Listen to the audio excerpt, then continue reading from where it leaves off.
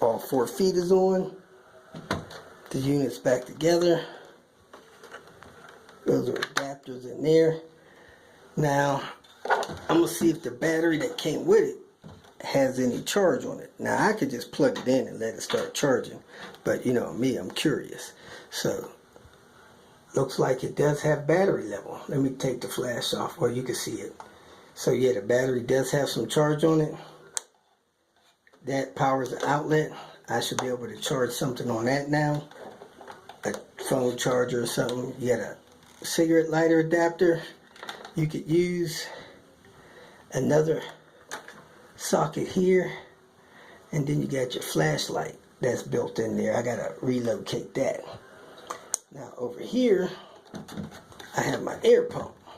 Here's the switch for that. There you can see everything appears to work.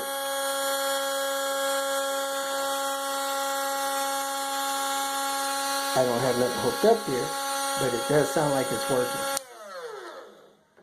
So I'm going to check the tire pressure on Queen Bee in the morning and see if I can air Queen Bee up. There's the PSI, and I'll double check it with the gauge. So looks like it's going to be working. I'm going to charge it up. Thanks for watching.